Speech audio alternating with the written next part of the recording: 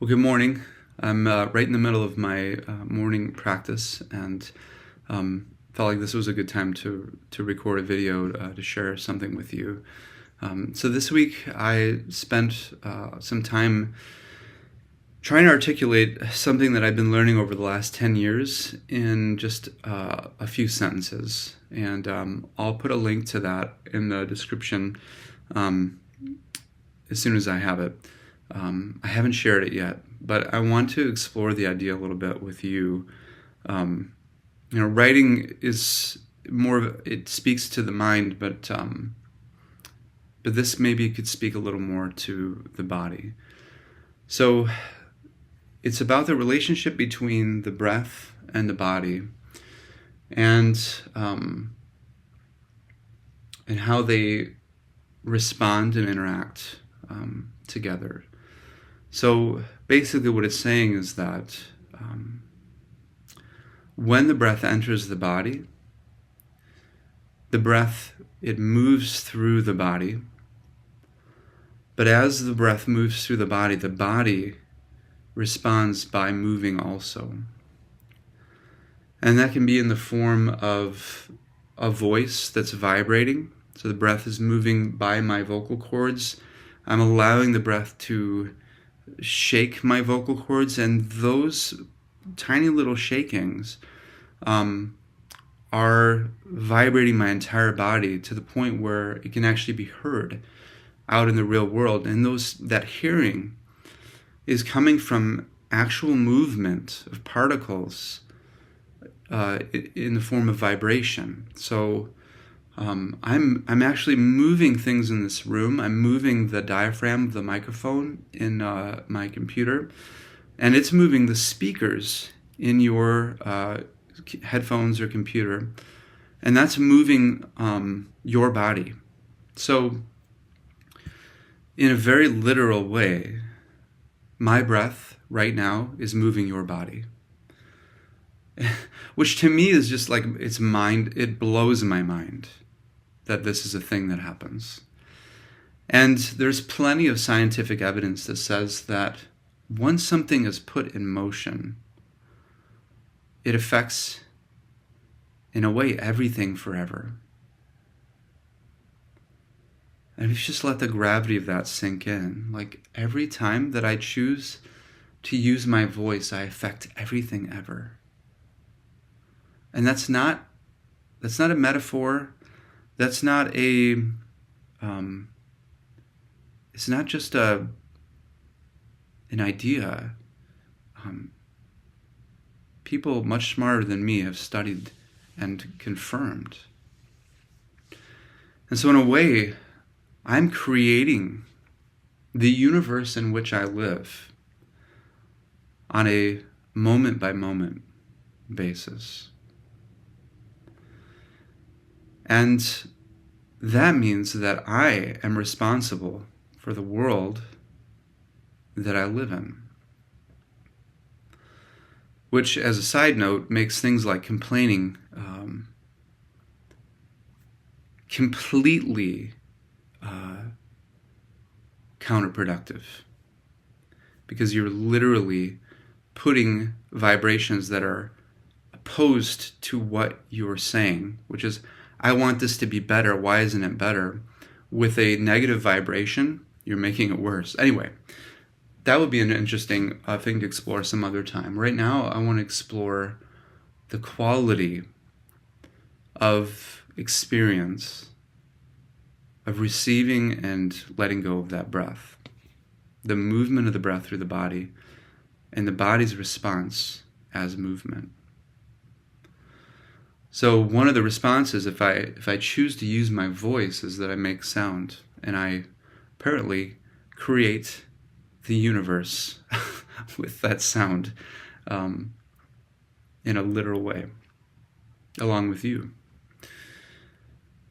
But also, let me just put in there too, along with whatever or whoever is giving me this breath. So I'm going to leave it open so that this can be approachable to anyone of any faith, but you can easily translate that the way that you that feels most resonant for you.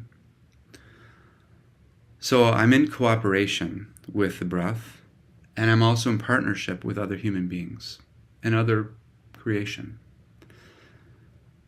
In this process, this moment-by-moment process of allowing breath to flow through me, and then allowing that movement to move me, and allowing my movement to move the world, the universe.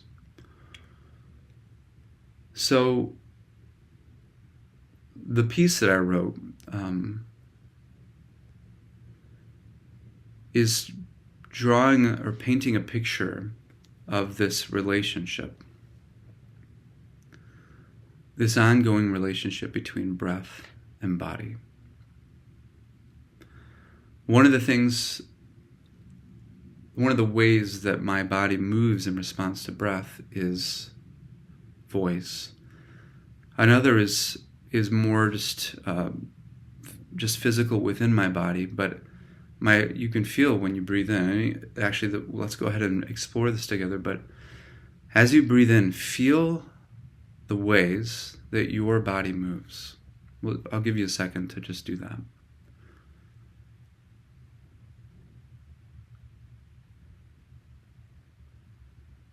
So the most obvious one for me, and you can keep exploring as I talk, but the most obvious one for me is my ribs. I feel my ribs are really moving. Now, 5 years ago, I would not have said that I experienced the movement of my ribs when I breathed. And that's a really interesting thing that I'll come back to in a second.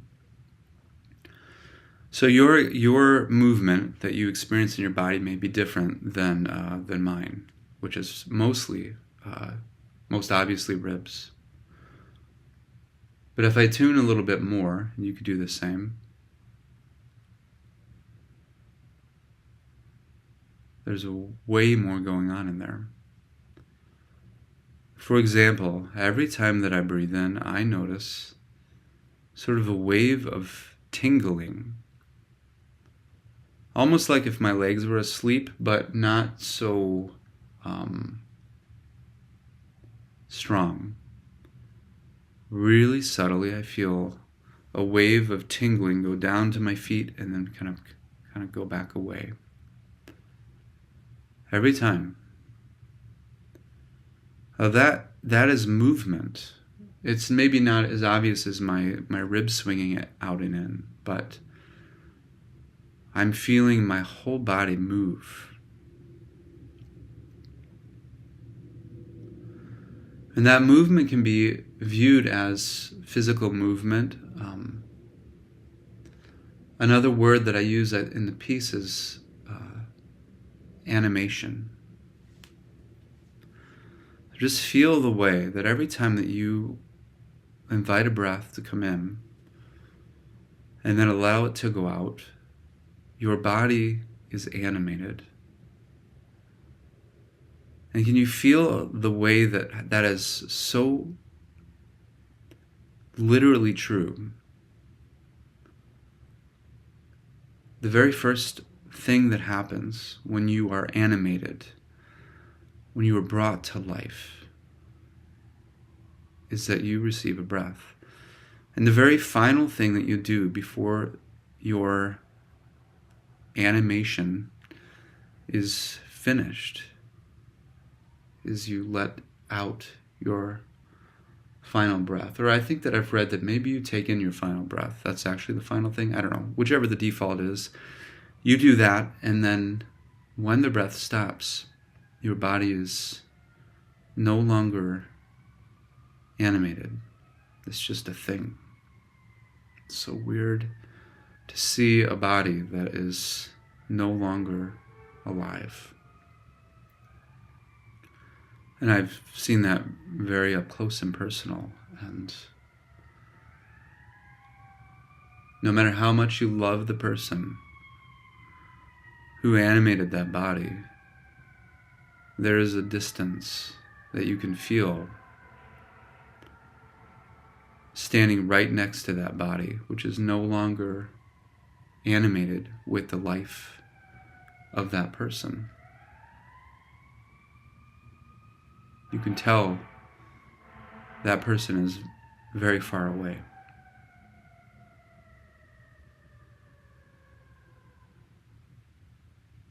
So as the breath moves through our body, we are brought to life. And I'm inviting you to explore the way that that isn't something that happens when we're born and ends when we die, but that it's actually something that's continuously being done in our body, through our body, with every breath, however many bajillion of those happen from when we're born to when we die. And that in a way, every single breath is bringing us to life, and then sort of maybe not dying, but releasing life to flow out from us, trusting that it will flow back in. So can you just feel that happening in your body right now? And as you're feeling that, I want you to explore, this is sort of the point of what I wrote and the point of this, I think, of this video. I want us to explore together that relationship between the breath and your body, the breath and you as a body.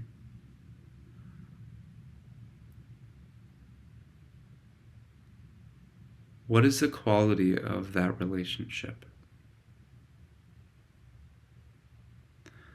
I mentioned to you that 5 years ago, I would not have described my physical experience of breathing primarily as a movement in my body of my ribs.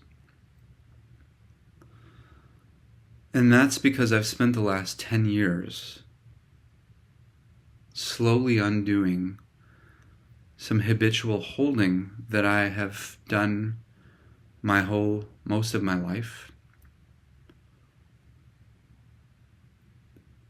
so that my ribs don't move when I breathe. And without going into too much detail, I can just kind of summarize that decision with the phenomenon of fight or flight. So when I'm being chased by a bear, I am not experiencing a lot of movement of my body. And the reason is it's obvious.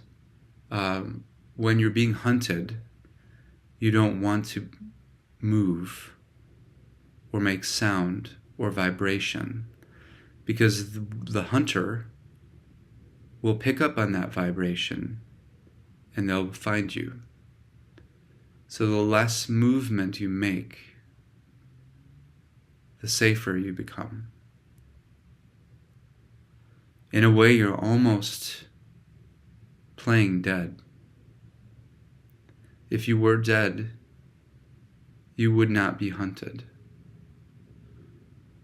And so you're coming very close to death, the result of death, which is lack of movement, in order to see another day.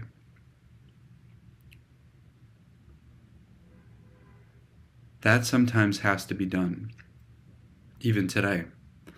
Had to be done back maybe in the days of living in the wilderness with wolves and bears. But in a way, we still live in the wilderness, don't we? And we are, in a way, feeling hunted very often by all kinds of other things.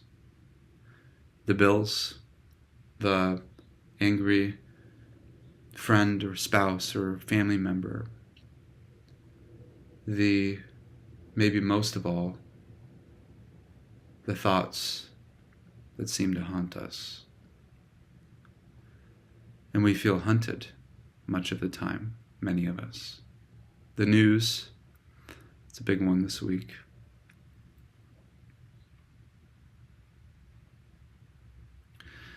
And maybe I'll just take a small detour here to say it's not imaginary.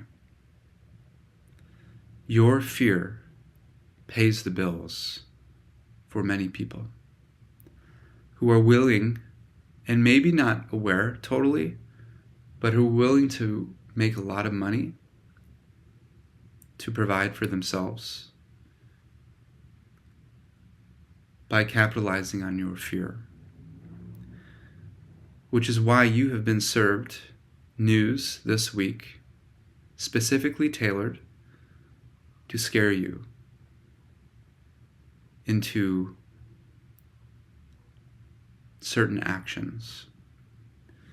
Generally, the action of staying tuned for more news, clicking for more news, and ultimately maybe clicking for solutions. Some of the solutions maybe just being to numb the fear, but to solve it in some way. You probably already know that. But in the middle of it, it's hard to remember. And so in a way, there is a bear, there is a tiger, a wolf that wants to devour you. And if you have a certain list of religious or theological belief systems, then you may believe that there's an evil force that is flowing through with the specific intent to render you useless. And what better way to render humanity useless than to make them almost the same as dead without actually killing them? I'm afraid to move. I have to stay still. And I have to stay this way until next week, until next month, until this happens, until I get that job, until this president is elected, until.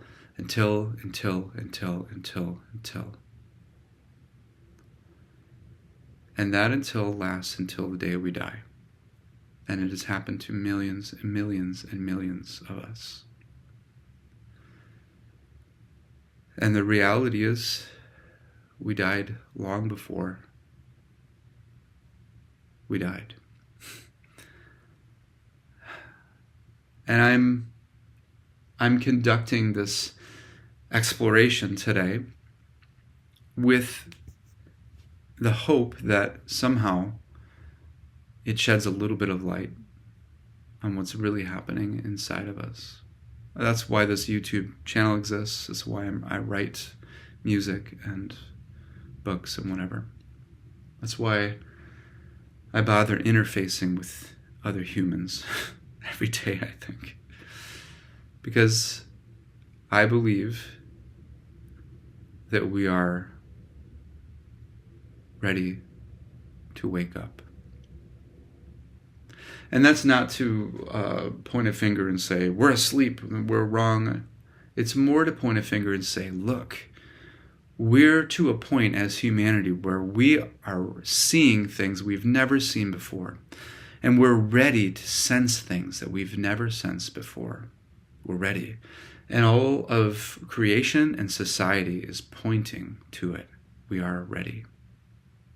Even the way that AI works, which I bring up from time to time because I think that it's actually exciting.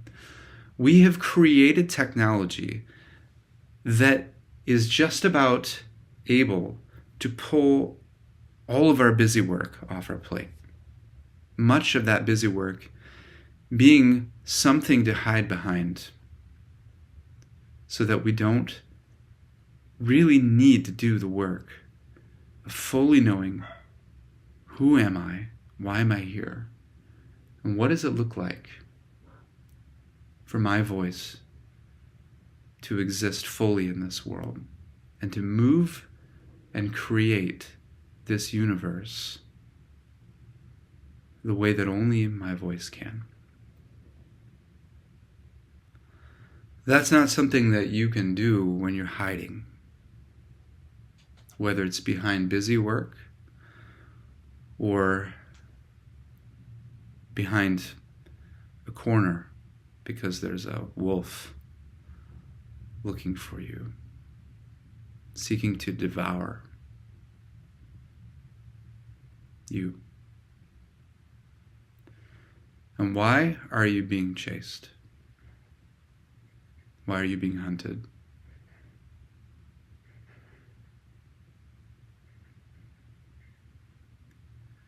It's because of fear.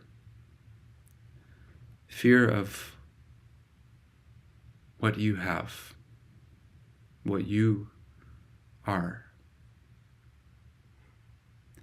And in a way, you are a lion hiding behind the corner from a wolf.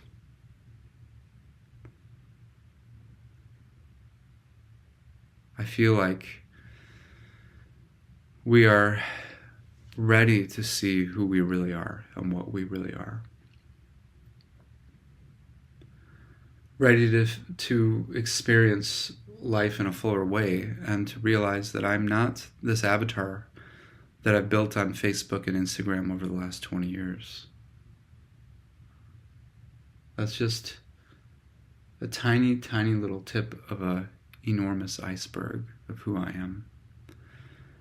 And I've finally gotten tired of it, enough so that I being humanity,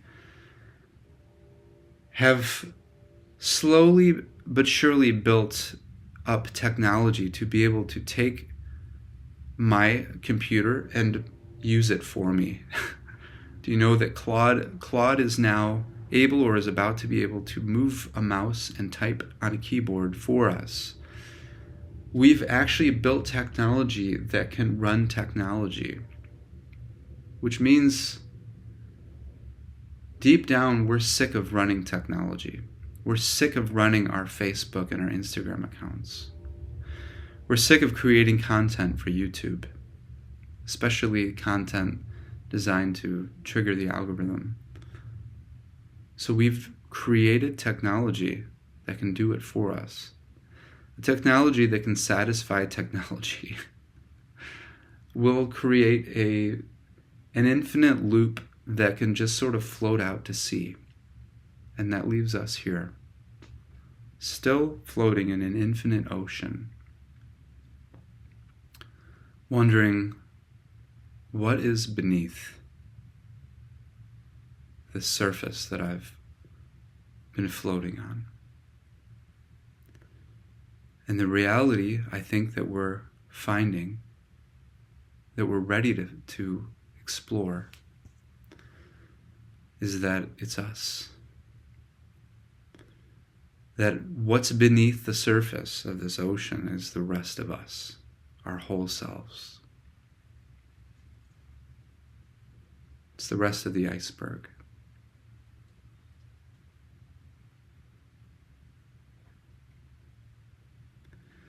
And I have begun to experience this in a tangible way in my life, simply through, I'll say, the relationship between breath and body.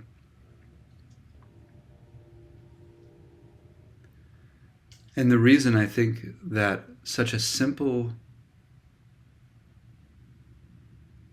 seemingly simple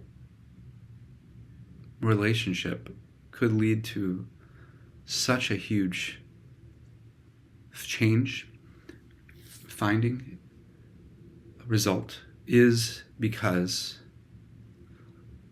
it is the basis of life.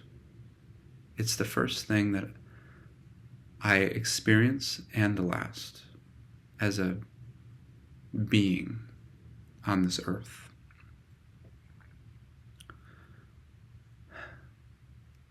And there has been something during most of my life, which has made me want to control and squeeze and dampen. I'm getting to the right word here. I can't find it. Diminish, tone down,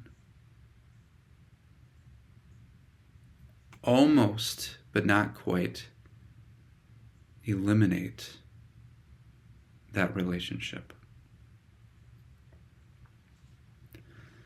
Until my body looks almost as if it is dead, but is still breathing. Until my body, even though it is receiving enough breath to keep living out the days, the ribs are not moving.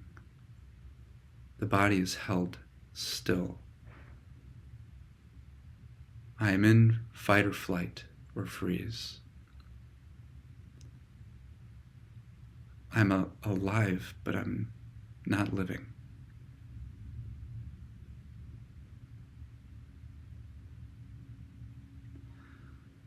So I'm inviting you, as I wrap this up, this exploration up, to explore your relationship to breath. To explore the relationship between breath and body. And at the end of this piece, which this video is going to be 30 minutes long, but the piece you can read in 30 seconds. I realize that I'll just throw in there, both of these, this 30-minute video and the 30-second piece, come from the last 10 years for me of work. I realize at the end of the piece that the basis of the relationship between the body and the breath is trust.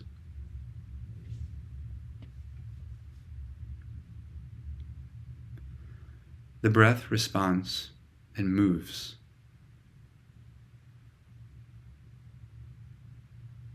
to an invitation from the body,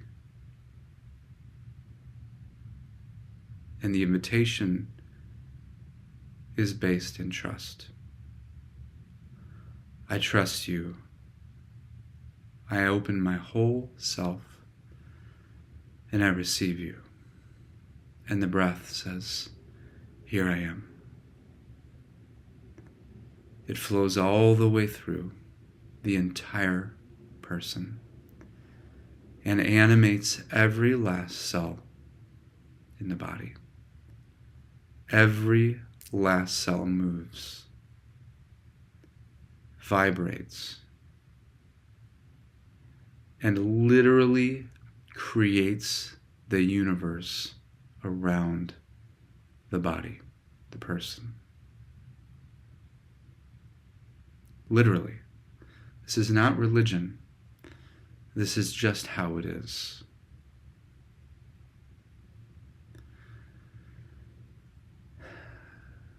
And I trust you again. I release. And the breath flows out. It's free to be what it is. It's free to flow and to move. The breath continues to move. The trust remains, and the breath flows in again and out again. And together, through a relationship of trust, the breath and the body move and create vibration, animation, life. And as I picture this movement,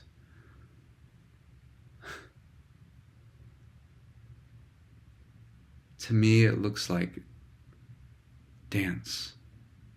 It's a dance. And I immediately remember the words of a dear friend and a wonderful human being named Larry, who described life as a dance to me about 10 years ago, 12 years ago. And I see it now.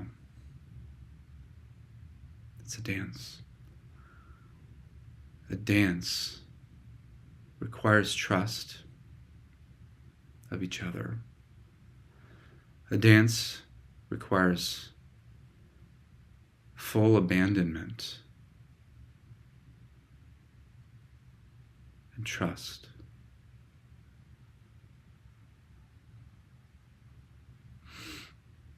I'm inviting you to dance. Not with me, but along with me, to dance with the breath today. You could also say to dance with the Spirit today. They come from the same root word, S-P-I-R, inspiration, expiration. I'm inviting you to trust the process, to dance today. And ultimately, as I've done this exploration on my own, what I've found is that a big part of my fear that has kept me frozen and has rejected trusting the breath, the process, the Spirit, is that I'm afraid of movement. I'm afraid of being a whole person. I'm afraid that I am an enormous iceberg. I've been comfortable with the idea of my avatar that I've built on Facebook and Instagram. I've been comfortable with the idea of a career being who I am. I've been comfortable with the idea of being the tip of the iceberg that I've come to know as Nathan. And it's a terrifying idea that I may be almost infinitely more, maybe literally infinitely more, than the idea of Nathan. That's a scary thought. And at the same time, and you may be feeling this too, I'm ready to let go of that fear and to be fully, step fully into being who and what I really am. And I know that you are feeling that same excitement mixed with fear. And I'm inviting you today to jump off that cliff, that rock, to step into the new chapter, a next chapter, where we begin to explore being fully who we are. We've already set up the world around us to assist us in taking these steps. We're ready. We've shown that we're ready. Even if we may not register that we're ready, we're ready. I'm going to close with a song. This is the longest video in the history of mankind. I don't know the song that I'm going to play, and I'll tell you now, it may be the same song that I've played a million times, but that doesn't matter, because while I'm playing this song, I'm actually going to be exploring the same thing I'm inviting you to explore, which is, as I do the thing I'm doing, whether it's playing a song or living the day that I'm living today, going to work to do what you're doing today, whatever it is, every single breath that I take in order to sing this song is an opportunity to allow a trusting relationship between breath and body and to release vibration into this world that will literally create the world in which I live today. And now, as I sing this song, I'm inviting us together to step into a more trusting dance.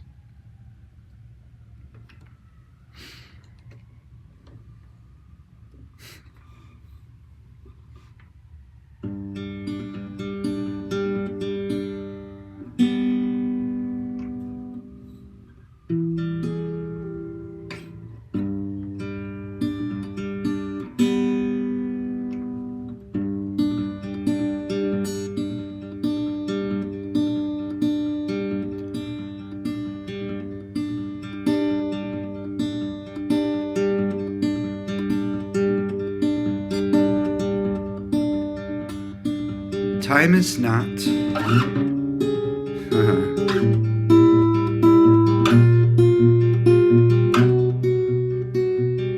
Holy cow, it's almost impossible to play a song while trying to let go that much. I let go of all of my knowledge of guitar. I got it. Here we go.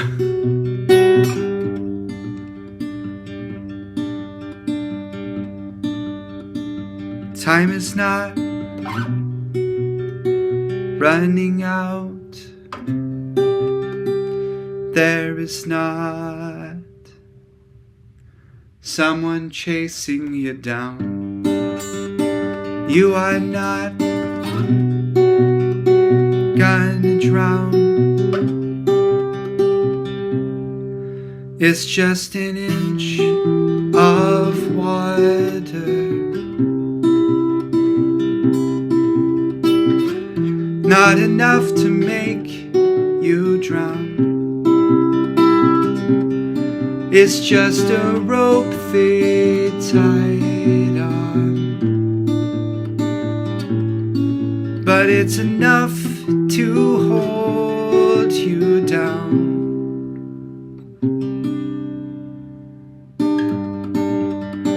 You could run, you could fly, you have wings, you've always had them. You are not gonna die. It's just an inch of water, not enough to make you drown. It's just a rope they tied on, but it's enough to hold you down, down.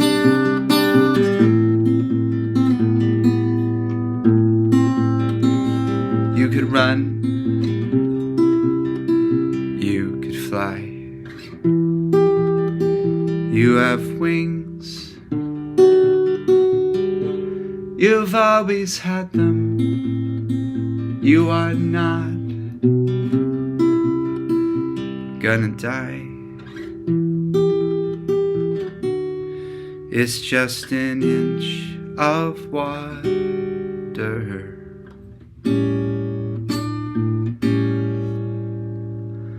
not enough to make you drown. It's just a rope they tied on, but it's enough to hold you down. But it's enough to hold you down. But it's enough to hold you down. Is it enough?